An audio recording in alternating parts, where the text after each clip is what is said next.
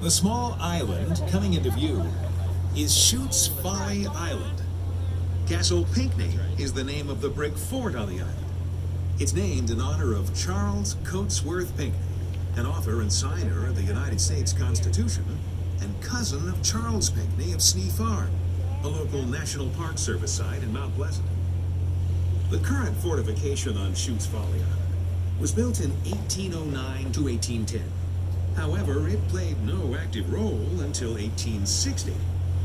In December of that year, it was virtually undefended.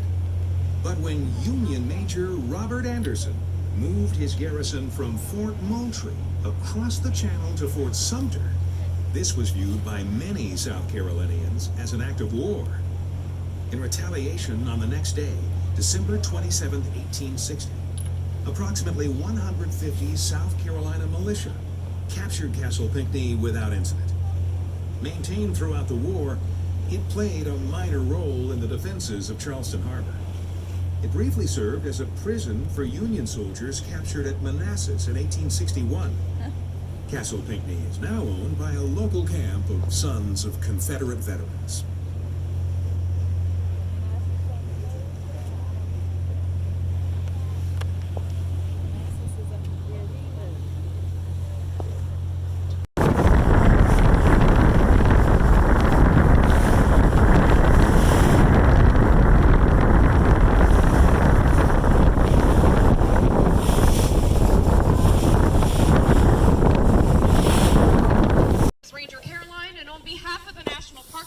I'd like to welcome you to Fort Sumter.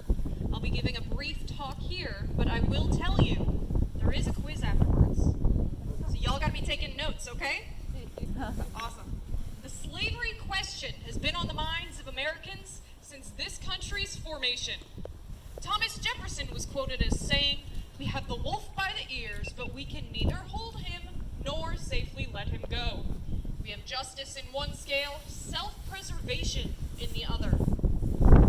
Now, in this quote, Jefferson expresses that he knows that slavery is a bad institution, but he believes that our young country needs it to financially survive.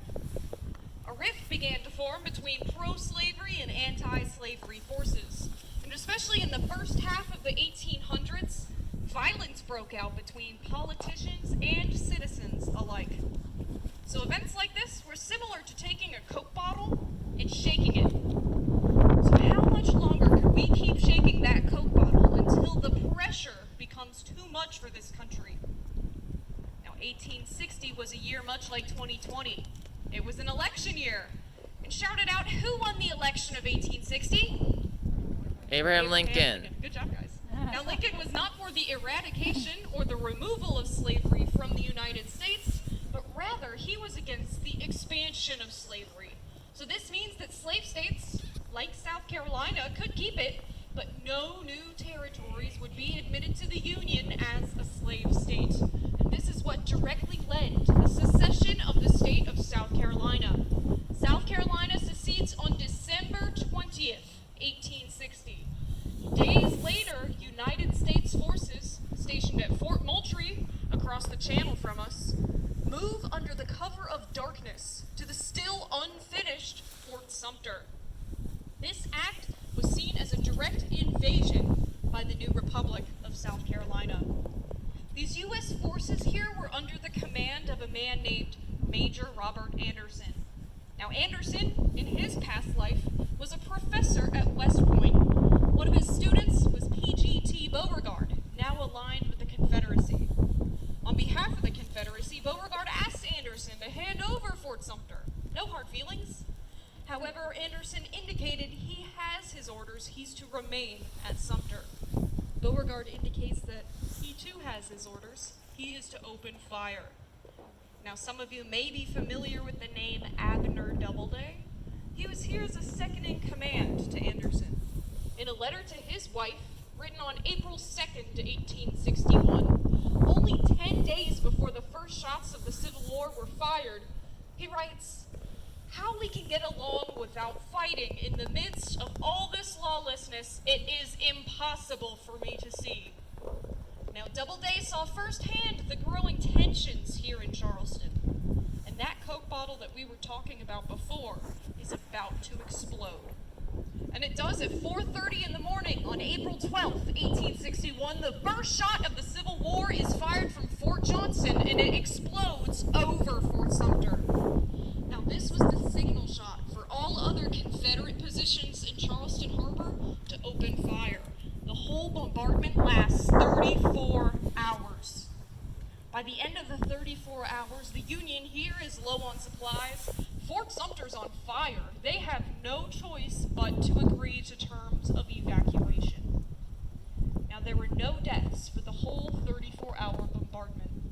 Not until the lowering of the United States flag. Halfway through a 100-gun salute to the colors, Private Howe was instantly killed by an accidental explosion.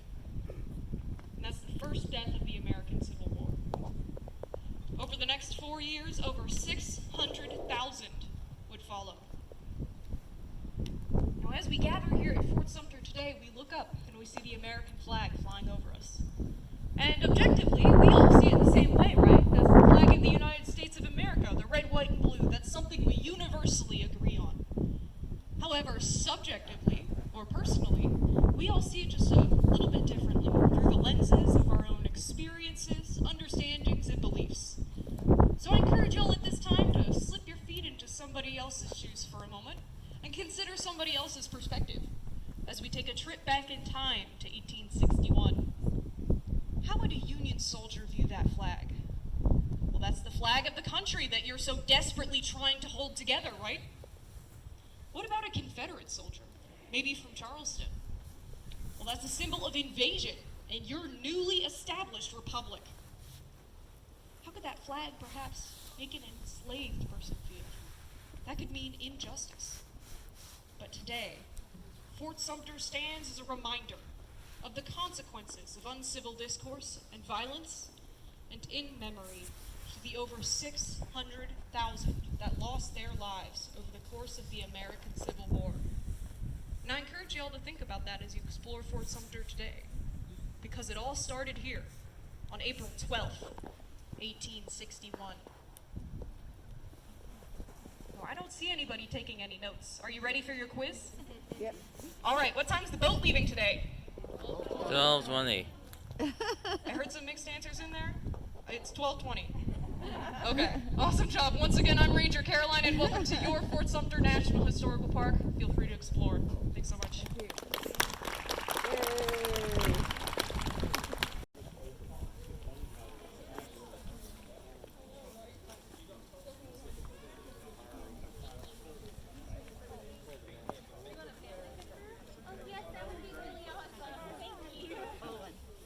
That one.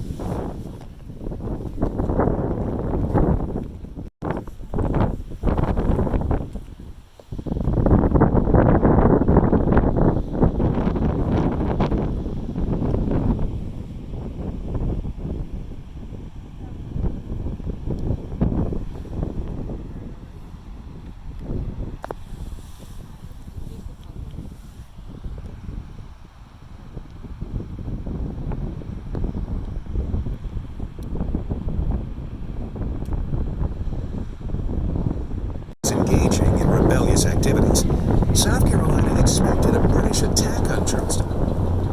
An unnamed fort made of palmetto logs and sand was built near the water's edge on Sullivan's Island to protect the harbor from hostile ships. The fort was under the command of Colonel William